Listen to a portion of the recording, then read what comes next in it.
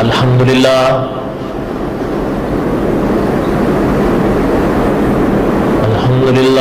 رب العالمین، الصلاة والسلام علی سید الانبیاء والمرسلین،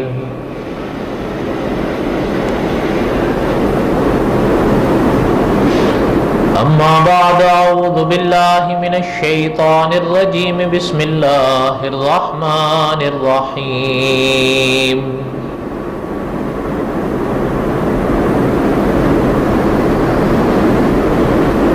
نحن نقص علیک احسن القصص بما اوحینا الیک ھذا القرآن وَإِن كُنتَ مِن قَبْلِهِ لَمِنَ الْغَافِلِينَ۔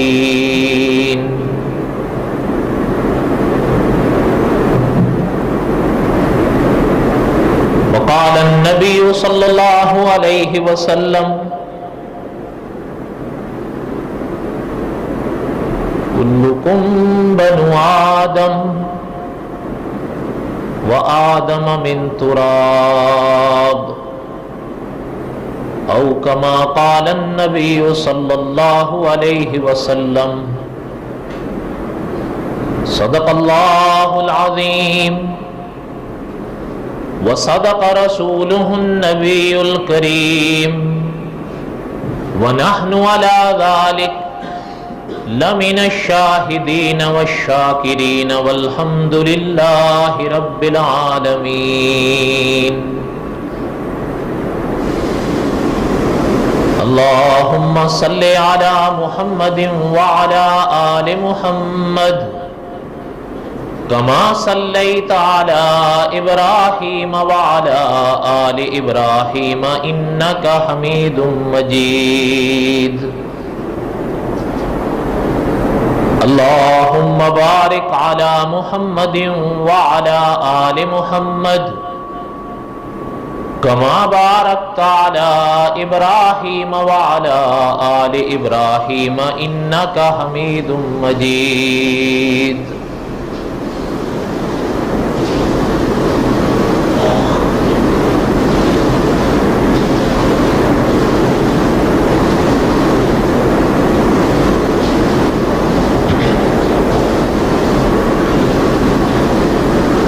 قصص الانبیاء علیہم الصلاۃ والسلام ہم پڑھ رہے ہیں۔ گزشتہ جمعہ کو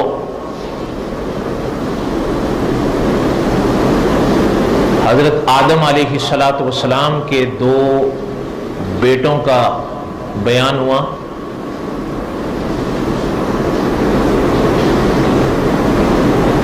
کچھ حصہ اس کا رہ گیا تھا، تو ارادہ ہے کہ اللہ تعالیٰ توفیق بخشیں تو آج اس کو اپنی بساط تک ہم پورا کریں۔ اللہ تعالیٰ نے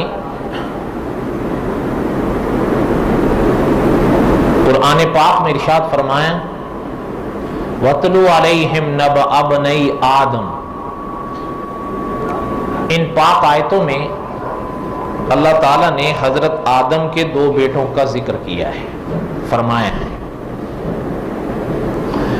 اور مفسرین نے لکھا ہے کہ یہاں جو حضرت آدم کے دو بیٹوں کا ذکر ہے یہ حضرت آدم کے صلبی بیٹے تھے، حقیقی۔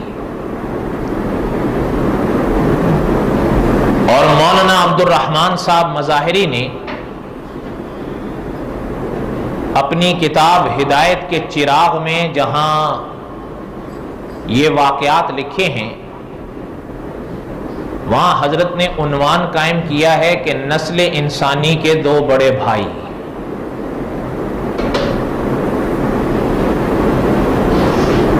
ہم نے گزشتہ جمعہ بڑے تفصیل سے ان کا واقعہ پڑھا، جہاں تک ہم پہنچے تھے فَقَتَلَهُ کہ قرآن کہتا ہے کہ پھر قابیل نے حابیل کو قتل کر دیا۔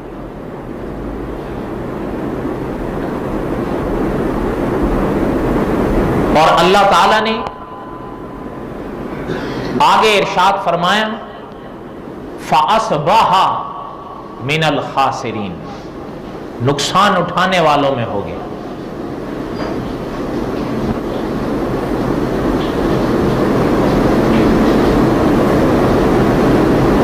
علماء نے لکھا ہے کہ جب حضرت حابیل کی موت ہو گئی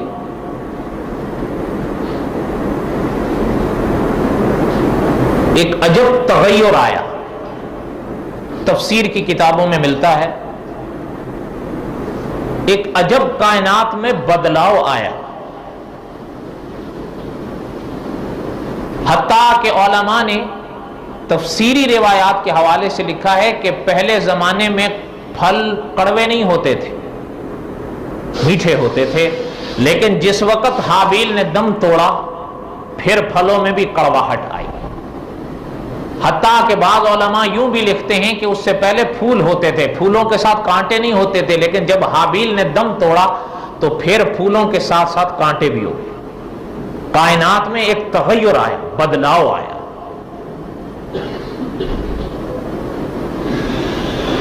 اور علماء نے لکھا ہے کہ جہاں یہ کائنات میں قتل پہلا تھا وہاں یہ کائنات میں موت پہلے تھی، اس سے پہلے نہ قتل ہوا نہ موت ہوئی۔ مولانا عبد الرحمن صاحب مظاہری ہی اپنی کتاب ہدایت کے چراغ کے پہلی جلد میں لکھتے ہیں کہ جس وقت حضرت حابیل نے دم توڑا پرانی کتابوں کے حوالے سے پتہ چلتا ہے اس وقت حضرت حابیل کی عمر 20 سال تھی، اور یہ ہم نے پچھلے جمعہ پڑھا کہ ان دو بھائیوں میں وَاتْلُ عَلَيْهِمْ نَبَأَ ابْنَيْ آدم جن کا ذکر ان آیتوں میں ہے، جو دو بیٹے تھے حضرت آدم کے، ان میں قابیل بڑا تھا، حابیل چھوٹے تھے۔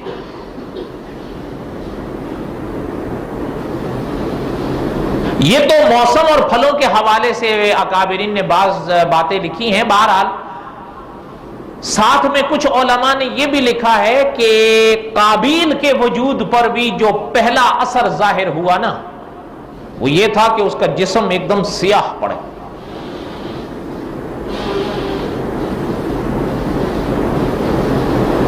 اچھا، چونکہ موت پہلی تھی اب اسے سمجھ نہ آئے کہ میں یہ کہاں کروں، اس کا وجود کہاں لے جاؤں۔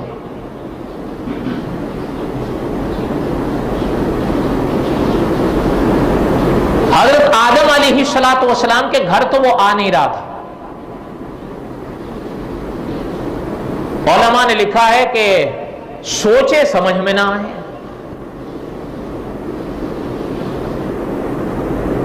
جہاں حضرت حابیل نے دم توڑا تھا وہاں سے اٹھایا ان کو اس نے کندھے پر، وہاں سے آگے چلا، بھئی میں یہاں سے تو چلوں،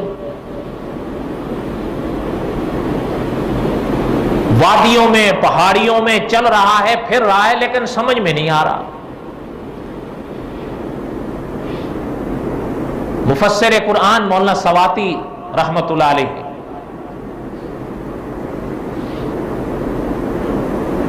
فرمایا کہ جب اس حضرت حابیل کی جو لاش تھی نا اس میں جب تغیر آنا شروع ہوا تو اب یہ اور پریشان ہونا شروع ہوا کہ یہ کیا ہے، اس لیے کہ آپ اور ہم سب جانتے ہیں یہ وجود اسی وقت تک رہے گا جب تک اس کے اندر روح رہے گی، جس وقت وہ اس کے اندر سے نکلے گی پھر یہ وجود اس حالت پر نہیں رہے گا۔ ہم تھوڑا سا آگے پڑھیں گے ان چیزوں کو شاید انشاءاللہ۔ جب اٹھا کر چلنے لگا اس کا ذہن اس کا ساتھ نہ دے،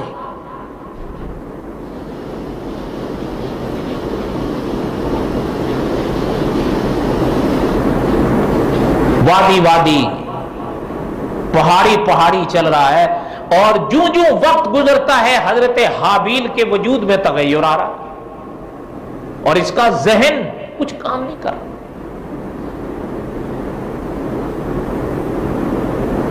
اور ہمارے اکابرین نے ان واقعات کی شرح میں ایک بڑا عجیب جملہ لکھا ہے اور یہ آب زر سے لکھنے کے قابل ہے۔ وہ پنجاب کے علاقوں کے جو علماء تھے ان میں سے ایک عالم کا جملہ ملتا، وہ فرمایا کرتے تھے کہ جب رب رس جائے تو عقل کھس جائے، مت جو ہے نا یہ کھو جاتی ہے، رب رسے تو مت کھسے۔ جب رب العالمین ناراض ہوتے ہیں عقل رہنمائی کرنا چھوڑ دیتی ہے۔ اللہ تعالیٰ نے کلام پاک میں فرمایا فَبَعَثَ اللَّهُ غُرَابًا، میرے اللہ کی عجب شان ہے، نہ اللہ تعالیٰ کی ذات کی کوئی مثال ہے، نہ اللہ تعالیٰ کی صفات کی کوئی مثال ہے، نہ اللہ تعالیٰ کے کلام کی کوئی مثال ہے۔ یہ یاد رکھیے، لیس کمثلہ شیء، کوئی شے اس ذات کی مثل نہیں۔ اور جو شان ہمارے پاک خدا کے کلام کی ہے وہی شان ہمارے پاک خدا کے کام کی ہے۔ نہ اس جیسا کلام کوئی کر سکے نہ اس جیسا کام کوئی کر سکے، ہے یا نہیں؟ دعا کریں اللہ تعالی ہمیں اپنے بارے میں صحیح عقیدہ نصیب فرمائے۔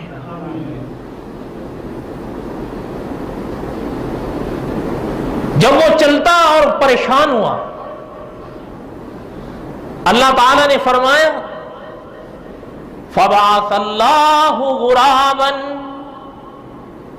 اللہ نے ایک کوا بھیجا۔ کیا بھیجا؟ کوا۔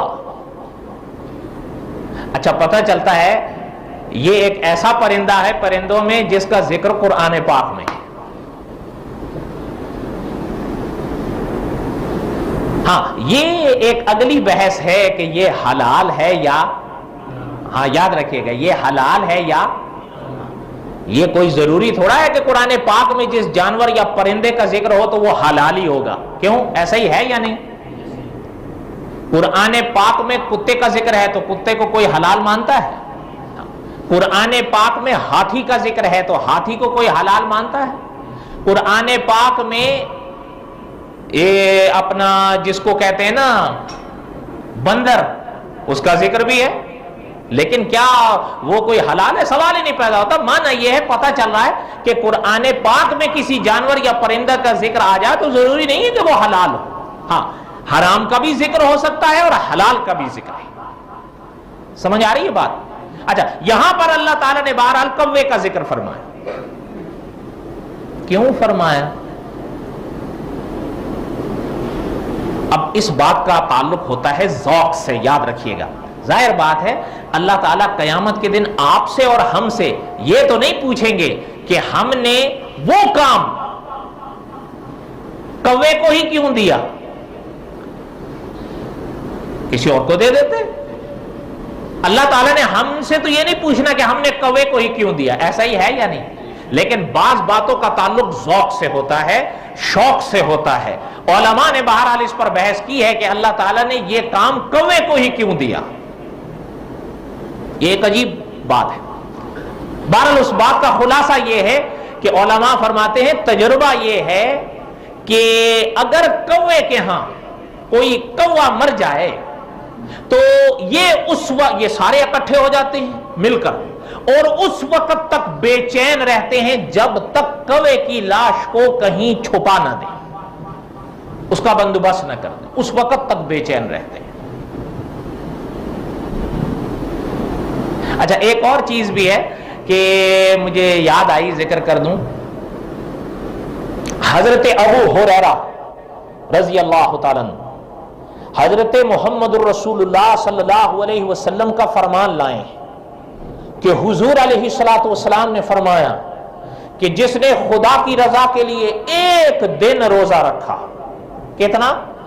ایک دن روزہ رکھا، اللہ تعالی اپنے اس بندے کو دوزخ سے اتنا دور کر دیں گے جتنا کہ اگر کوئی کوا جنم لیا اور جنم لینے کے بعد اڑنا شروع ہوا اور اڑتے اڑتے مر گیا. اڑتے اڑتے جتنا فاصلہ یہ کوا طے کر جائے گا نا اتنے عرصے میں، وہ روزے دار جس نے ایک روزہ خدا کی رضا کے لیے رکھا ہوگا وہ جہنم سے اتنا دور ہو جائے گا. اچھا، اس حدیث شریف میں، حدیث شریف کا متن آپ پڑھیں، وہاں پر بھی آپ صلی اللہ علیہ وسلم نے غراب کا ہی ذکر کیا ہے، کوے کا. کس کا؟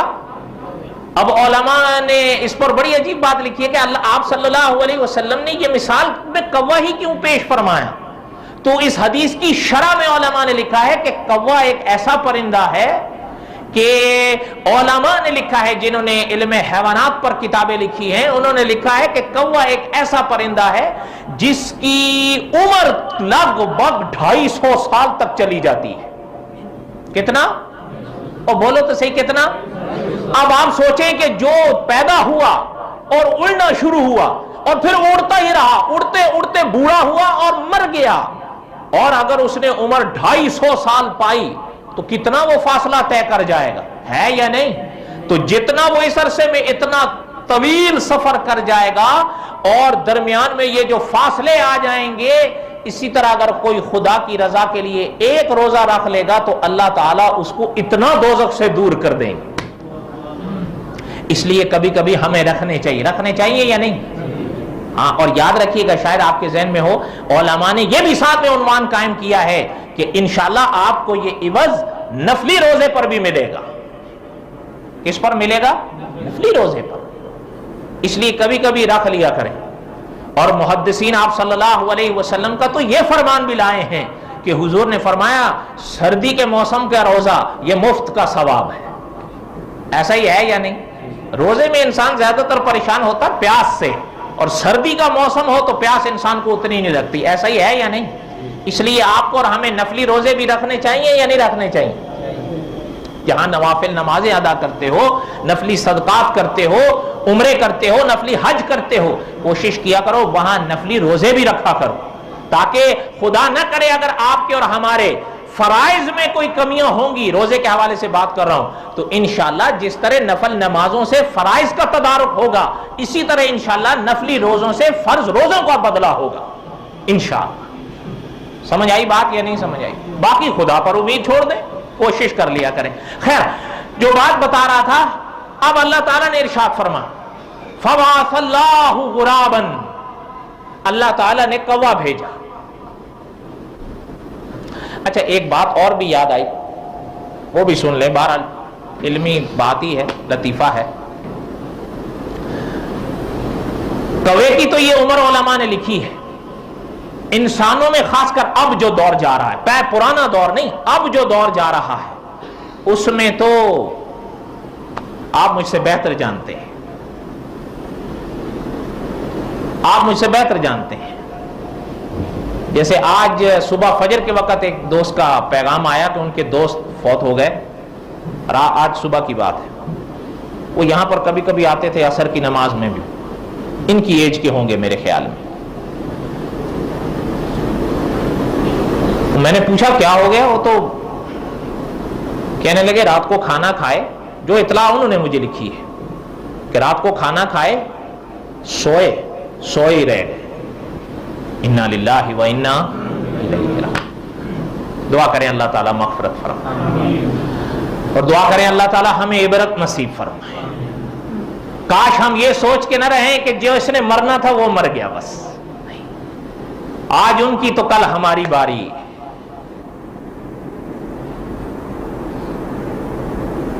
دعا کریں اللہ تعالیٰ مغفرت فرمائے.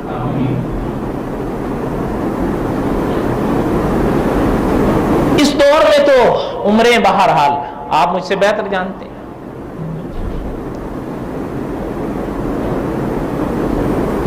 شیخ الاسلام علامہ شبیر احمد عثمانی رحمت اللہ علیہ، آپ نے نام سنا ہوگا. آپ کے اور ہمارے ملک کی بنا میں جو کردار بڑے متحرک رہے ہیں، ان میں شیخ الاسلام علامہ شبیر احمد عثمانی رحمت اللہ علیہ کا نام سر فہرست.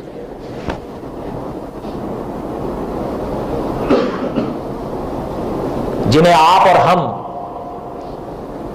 قائد اعظم کہتے ہیں، محمد علی جناح صاحب، آپ کو یاد ہوں گے ان کی نماز جنازہ شیخ الاسلام علامہ شبیر احمد عثمانی نے پڑھائی تھی رحمۃ اللہ۔ حضرت نے ایک تفسیر لکھی ہے، تفسیر عثمانی کے نام سے، بڑی مشہور ہے۔ سن 1350 ہجری میں وہ پوری ہوئی۔ آج کون سا سن ہے اسلامی کیلنڈر کے لحاظ سے؟ سن 1400، سب خاموش ہیں، سن 1437 ہجری ہے، اور اس کا یہ پہلا مہینہ ہے۔ وہ کون سا ہے؟ محرم۔ وہ کون سا ہے؟ محرم۔ وہ کون سا ہے؟ محرم۔ یہ سن 1437 ہجری کا پہلا مہینہ ہے۔ تو آپ پیچھے کی طرف پلٹے، سن 1350 ہجری میں، لگ بھگ 80 سال ہو۔ ہاں جی، حضرت نے جب یہ تفسیر لکھی نا، تو اپنی تفسیر میں جب حضرت پہنچے ہیں سورت کہف کی تفسیر میں، جہاں یہ بحث کی گئی ہے کہ اصحاب کہف اپنے غار میں کتنا عرصہ سوئے، یا ظاہر ہونے کے بعد پھر وہ کب چلے گئے اور کہاں چلے گئے، اس طرح کے موضوعات پر جہاں حضرت نے بحث لکھی ہے، وہاں اخیر میں حضرت نے ایک بات لکھی ہے ان لفظوں کے ساتھ کہ ہمارے زمانے میں، کن کے زمانے میں؟ یعنی علامہ شبیر احمد عثمانی رحمت اللہ علیہ کے زمانے میں صوبہ زیشوان میں حضرت نے لکھا ہے کہ ایک شخص ہے، اس کی عمر اس وقت، حضرت نے اس وقت لکھا کہ 252 سال ہے۔ کتنی؟ اور ساتھ میں حضرت نے یہ بھی لکھا ہے کہ 24ویں شادی ابھی کی ہے، 24ویں شادی اللہ میاں کی مرضی، اللہ تعالیٰ جس کو جتنی عمر دے دے۔ ابلیس کو اللہ نے کتنی عمر دی ہے؟ آپ دیکھیں حضرت آدم علیہ السلام کے زمانے سے پہلے کا ہے، وہ ایسا ہی ہے یا نہیں؟ بہرحال اس پر تو ہم پہلے درس پڑھ چکے ہیں، وہ نیٹ پر ہیں، آپ سن سکتے ہیں۔ کہنے کا مقصد یہ ہے کہ ایسے لوگ بہت کم ہوتے ہیں۔ یہی تو وجہ ہے کہ ہمارے حضرت کے دور میں بھی 252 تک پہنچنا ایک عجب امتیاز تھا، ایک عجوبہ تھا، تبھی تو حضرت نے اپنی تفسیر میں ضمن لکھا ہے یہ۔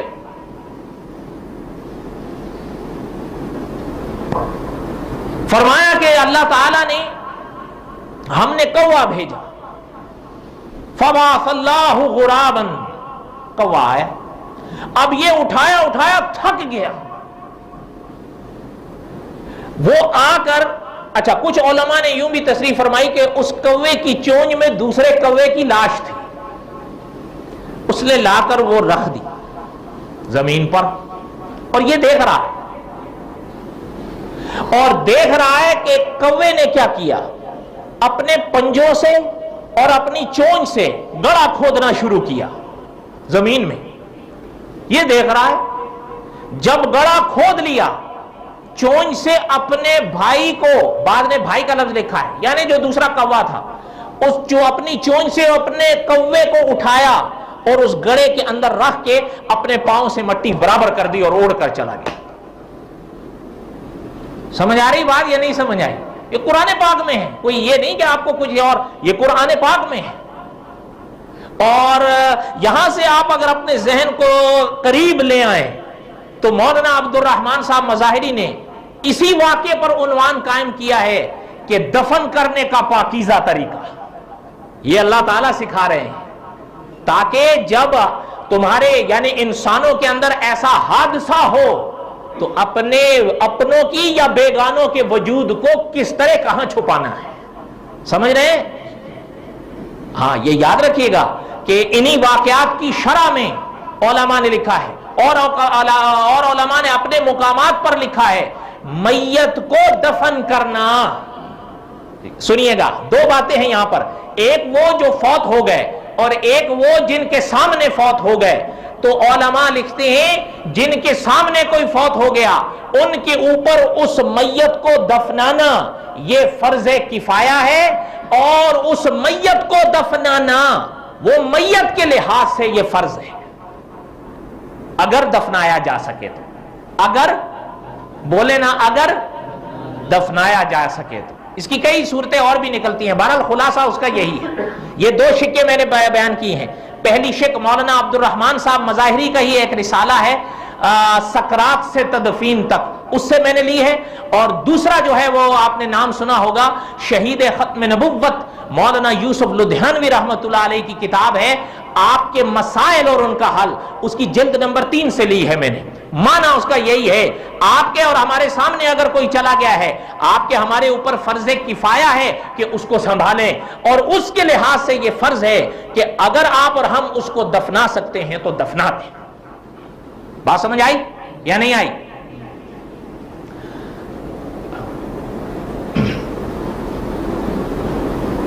یہ دیکھ رہا ہے کھڑا تو وہ اڑ گیا. اب اللہ تعالیٰ نے کلام پاک میں ارشاد فرمایا فَبَعَثَ اللَّهُ غُرَابًا، کوا ہم نے اللہ میاں کیوں بھیجا آپ نے؟ اللہ نے فرمایا لِيُرِيَهُ، اس کو دکھانے کے لیے. کس کو؟ اس کو دکھانے کے لیے، قابیل کو. کیفا، کہ کیسے، یواری سوءۃ اخی، کہ چھپائے اپنے بھائی کی لاش کو. علماء نے لکھا ہے یہ سوء کا جو لفظ ہے نا، یہ اس وجود کے لیے بھی آتا ہے جس کے اندر سے روح نکل گئی ہو، اور کبھی اس کے لیے بھی آتا ہے جس کے اندر روح موجود ہو. اللہ نے فرمایا اس لیے ہم نے بھیجا. اور اللہ تعالیٰ کروڑوں رحمتیں نازل فرمائیں علماء قرات کی قبروں پر.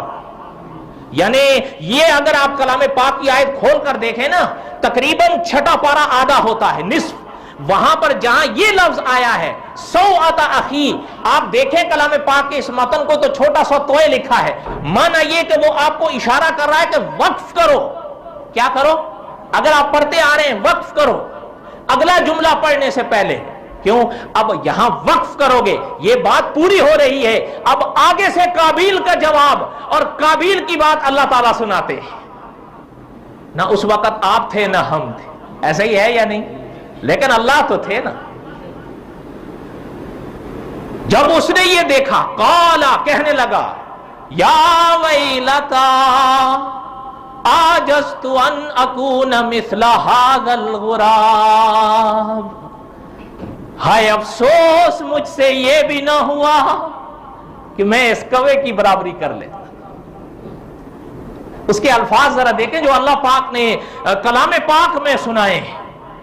یا ویلتا، کہنے لگا افسوس ہے میرے اوپر، عجزت ان اکون مثل ھذا الغراب، میں تو اتنا بھی نہیں ہو سکا کہ اس کوے کے مثل ہو جاتا.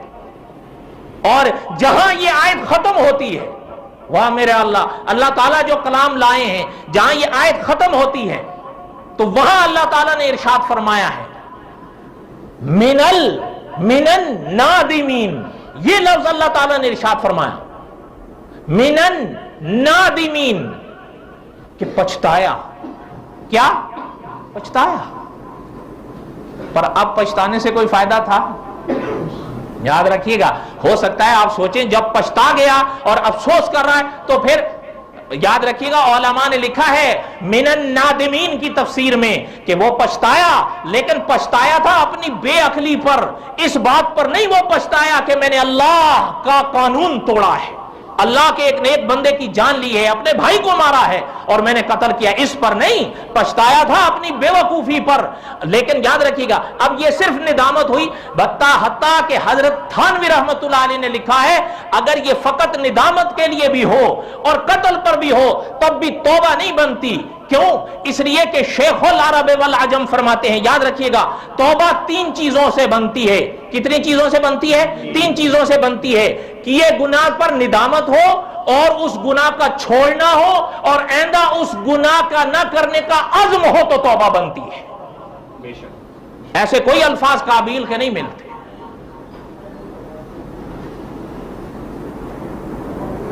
بھاگا وہاں سے، بھاگا. اور جس لڑکی کی بنا پر یہ جھگڑا کھڑا ہوا تھا اس کی وجہ وہ تو نہیں، یہ خود تھا، لیکن اس کو پکڑ کے بھاگ گیا، اس کو لے کے اپنے ساتھ بھاگ گیا اور حضرت آدم علیہ السلام کا علاقہ چھوڑ دیا اس نے. بھاگتا گیا بہت دور نکلا وہاں سے. لیکن ایک بات سنیں، وہ حضرت آدم سے دور جا سکتا تھا، وہاں کی وادیوں سے دور نکل سکتا تھا، ان سے کہاں جائے؟ وہ کہاں جائے؟ آپ اور ہم بھی یہاں یاد رکھیے گا، یہ جہاں سے چلے ہیں نا، اگر گناہوں کے راستے آئیں تو آپ اور ہم یہ ضرور سوچا کریں ایک لمحے کہ ایک وقت آئے گا کہ اللہ تعالیٰ نے پوچھنا ہے کہ یہ کیوں کیا. اور حدیث شریف کا یہ معنی بھی یاد رکھیں کہ آپ صلی اللہ علیہ وسلم نے فرمایا، اگر کسی سے یہ پوچھ لیا گیا کہ یہ کیوں کیا، بس گیا. وہ کیا کہے گا؟ میں نے کیوں کیا ہے. ایک بات سناؤں آپ کو، ایک کتاب ہے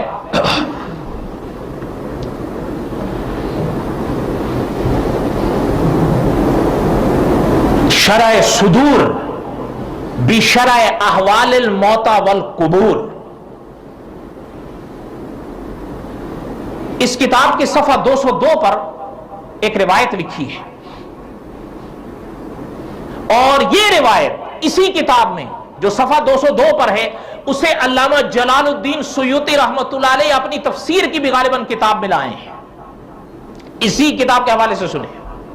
اچھا، یہ واقعہ لمبا ہے، میں اس کا ابتدائی حصہ بالکل چھوڑ دیتا ہوں، کیونکہ اس میں کم از کم اگر وہ پڑھوں تو اس میں 3 سوال پیدا ہوتے ہیں، اور اگر ان 3 سوالوں کا جواب نہیں دوں گا تو آپ کو بات سمجھ میں نہیں آئے گی، الجھ جائے گی. اس لیے میں ابتدائی حصہ بالکل چھوڑتا ہوں، آخر میں سنیں.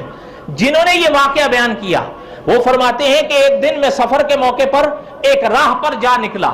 اس راہ پر چلتا رہا، چلتے چلتے ایک موڑ ایسا آیا کہ میری نظر پڑی کہ ایک حوض ہے پانی سے بھرا ہوا، لیکن میری نظر اوپر جاتی ہے تو دیکھتا ہوں کہ اس کے اوپر ایک شخص ہے جو پاؤں سے باندھا گیا ہے اور الٹا لٹکایا ہوا ہے، اور وہ ہاتھ بڑھاتا ہے پانی کی طرف، لیکن اس کا ہاتھ پانی تک پہنچ نہیں پاتا. تو فرماتے ہیں کہ میں نے جب اس کے قریب جا کر دیکھا کہ یہ کیا ہے، تو کہ وہ مجھ سے کہنے لگا کہ اے خدا کے بندے، عبداللہ کا لفظ اس نے استعمال کیا کہ مجھے پانی پلا دو. حضرت نے لکھا ہے کہ وہ پانی میں نے بھرا تاکہ میں اس کو چلو سے کسی بھی ذریعے سے پانی تھوڑا سا پلا سکوں. کہتے ہیں میں نے جب پانی اس کی طرف کیا تو میرا ہاتھ ہی شل ہو گیا.